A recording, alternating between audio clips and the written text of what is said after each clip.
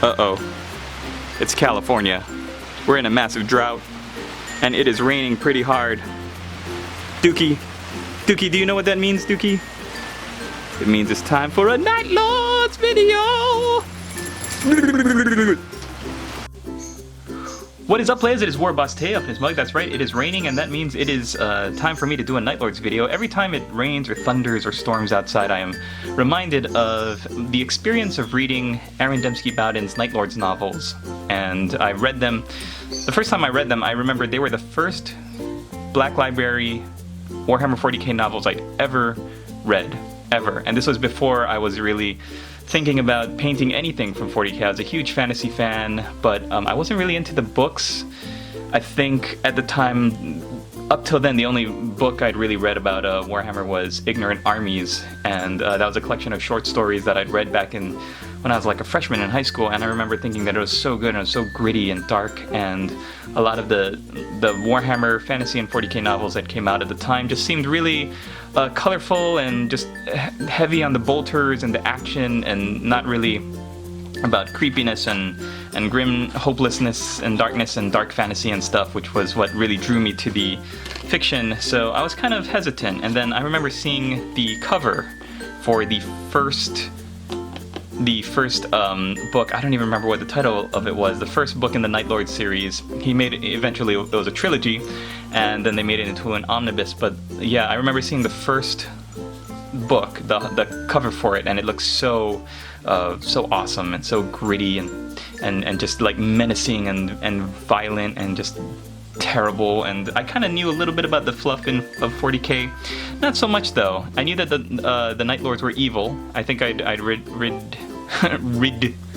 about them being one of the traitor legions, but I didn't know anything about them. Didn't know why they worshipped chaos, how they worshipped it.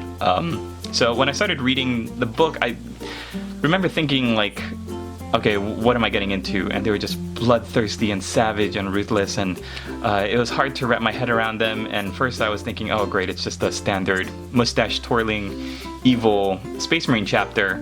And then the more I read, I just kind of stuck to it, and it was just like the way Aaron Dembski-Bowden fleshed out these characters and their motivations and their bitterness. It made a lot of sense to me, and it made more sense to me than the standard, just, you know, blood for the blood god and death to the Imperium that I think a lot of new players just kind of get inundated with, and a lot of the fiction, I think, is capable of rising above it. So I guess in homage to that, in dedication to that, I want to make this video. It is the Night Lords conversion pack from Games Workshop. You can get this in Finecast now, I believe. I think you can still get it in Finecast. This was actually a gift for me a long time ago, and it was gifted to me by my lady boss, funnily enough, because I was telling her about the Night Lords and making orders from Games Workshop, and she said, I'm going to do something nice, and she was good enough to get me this kit. So gotta send a thank you to her. She's great. And what you get in it is 2 sprues of heads and a sprue of shoulder pads. We'll take a look at them in a second when the camera focuses there, and I guess a champion's sprue here. So let's dive into it. The first thing I want to take a look at is the heads. You get 2 sprues of these, and it looks like, yeah, I'm looking at them now, they are identical. So one thing I thought was always funny about these guys was the bat wings on their helmets. I thought this was just like kind of silly. It really makes them identifiable. You can tell that they're Night Lords if they got the crazy red bat wings, but I never knew, like, were they mutations? Were they decorative? Why are they always colored red? And are they made of metal? Are they made of that ceramite that their helmets made? Like, when you become a Night Lord, do they have a nice big ceremony where they give you these wings? I never really got it, so I know these used to be in metal before they ported them over to Finecast, and I remember thinking, there's no way. Like, when I did my Night Lords project, some of you remember from a few years back, or more than a few years now, I remember thinking, I'm not gonna go out and buy all these extra winged helmets. It's just crazy, because the cost does add up, and to me the aesthetic just looked kind of silly. I always thought it looks so cartoony. Like this one down here, the bottom left, I don't think any of these look very good. After, I think these were sculpted. I don't know if they have the dates. I don't see any dates in there in the sprues here. But I think the vampire counts for fantasy, they were released after these were released, and they kind of redone the look and the aesthetic, made them very much more gothic looking. And so the, oh gosh, what are they called? Not Death Guard, because that is Death Guard is a Chaos Space Marine Legion. What is the one made out of whites? Oh boy, my fluff foo is totally failing me right now. So much like Death and Skull and Tomb Guard. That might be Tomb Kings. Anyways, if you look at those, at that sprue, and even I think on the skeleton sprue, there's one helmet where they have bat wings built into the armor. The bat wings are smaller, they're thinner, they look more like they're kind of rotted and corroded, and they look more natural. Like this one here in the center looks, the way it's all splayed out looks very cartoony to me. And I wish that the aesthetic on these wings was different. Actually, not really, because it fit. I think these fit at the time. You know, the 90s and everything was crazy and bright and colorful and big. So these kind of cartoony looking bat wings totally fits the Night Lords of the late 90s, early 2000s. But I think they need to be redone. And if you look at the Forge World Horus Heresy books, the Night Lords featured in the color plates over there, they are, I don't think any of them have these bat wings, or if they do, they are very subdued. And the Night Lords, especially in book 2, Retribution? It's not Betrayal. The one that has a focus on the Night Lords chapter, all of the Space Marines have the standard armor marks, and they don't have wings on their helmets. And if anything, they've got skulls kind of painted on their helmets, or just they've got the lightning bolts, which is explained actually in the Forge World books that they're not painted on. They're actual lightning bolts or electrical bolts that are created by little generators underneath the armor that creates like the effect of bolts of electricity cascading across the armor. So that is actually real. I've always wondered, is the lightning bolts, are they painted on? Are they real? Are they magic? What are they? They're actually created by generators inside the armor. So I guess for those of you who don't know what Night Lords are, they are a chapter of, or they were originally one of the 18 founding legions that fell to chaos, and they were all about terror tactics. And a lot of times they're kind of compared to, like, if Batman was evil and bloodthirsty and was a total crazy serial killer, their original purpose was to terrify the enemy into compliance, and that they would bring peace because they were so evil and feared. Kind of like, I guess you can kind of compare them to, I guess, like the secret police, and in like the mid 20th century, how different kind of evil regimes would have this kind of force that was like always hidden in the background. You were terrified of them. You didn't want them to appear. They would terrify you into being compliant. So that's what these guys were. They were never meant for glory and honor and big parades, and they were kind of reliant on their reputation, which was just kill every man, woman, and child, take all their skin off, and display their flayed bodies, and do horrible, horrible things so that anybody who hears your name is going to be terrified. And when they were still good or loyal, that was kind of their purpose. They and as a result, they would not be looked favorably upon by the other legions that were more honorable, that kind of held to traditional tactics and ways of waging war.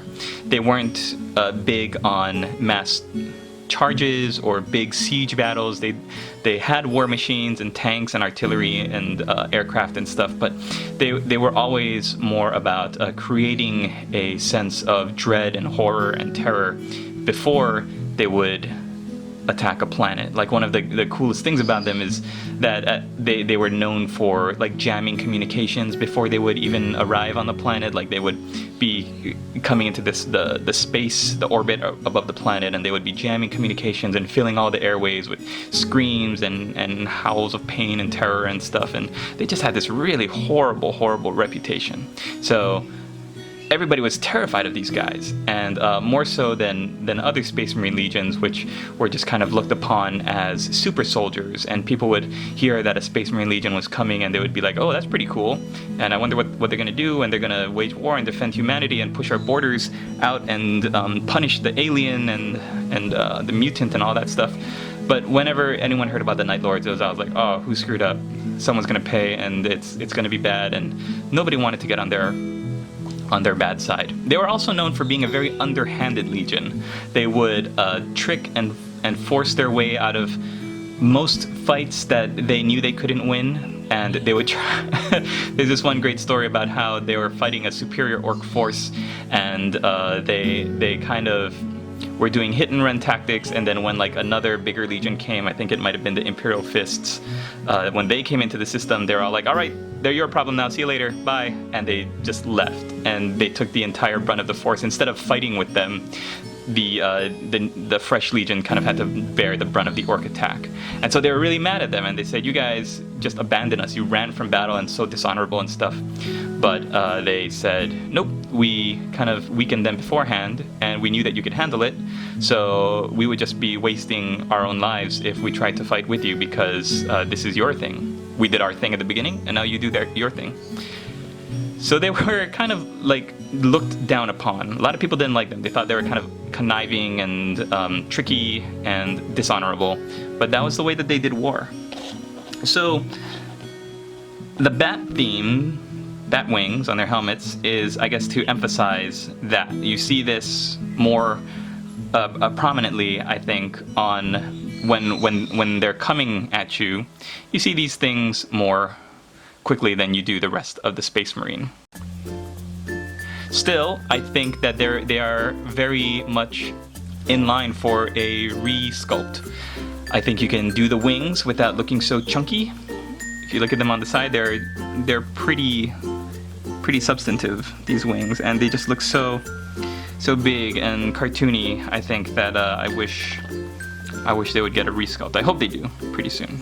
I mean, look how that looks pretty cartoony. All right, their symbol is a skull winged by bat wings, or framed by bat wings. So this is an awesome motif. Way better than the transfer. If you look at the Chaos Space Marine transfer sheet, which needs to be redone because it looks so much like an 80s Saturday morning cartoon, like everything on it looks so bright and cartoony. The Night Lord's symbol is one of the worst offenders on that thing. Some of the other ones you can kind of use and paint around, and like the World Eaters one looks kind of silly and chunky, but you can paint around it. The Word Bearers one as well.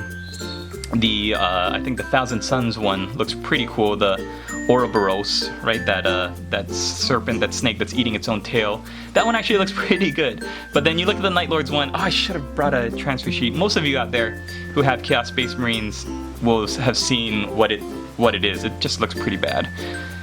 So these, in comparison, are terrific. They look really cool. And if I could show it to you, you can only unfortunately make 8 men with these, or 8 guys with these. But you can actually, oh no, there are 2 more over here, plus the power sword. Okay, so you can make 8 with these, and then the final sprue, let's look at. You've got 2 shoulder pads here, which you can use for champion, or your icon bearer. And then you've got this one right here. If you want to arm one of your guys with a power sword, it's great. It's got skulls hanging off the shoulder pad.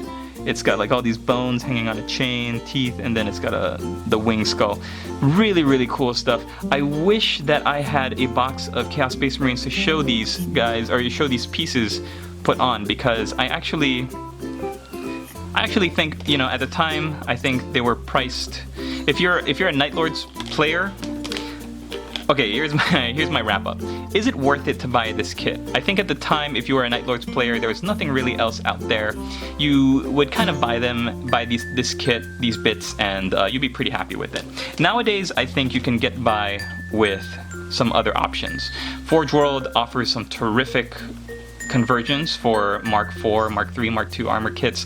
All of their Heresy era stuff, you can still use the Night Lords bits, I believe. Yeah, you can. And they have like their specialist troops that you can order, and I think those actually have the bat-winged helmets because they were kind of the formation, the first Raptors ever. And you could buy those potentially, and it would look better than these. So are these worth it for the money you pay compared to the Forge World prices for a whole squad, a terror squad, whatever they're called, or the conversion kits?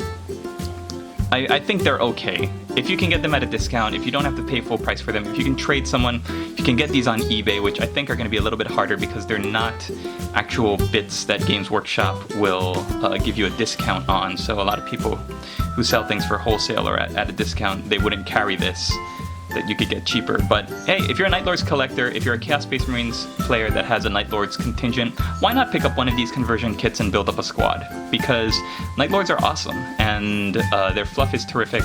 The books are great, thanks to Aaron Dembski-Bowden.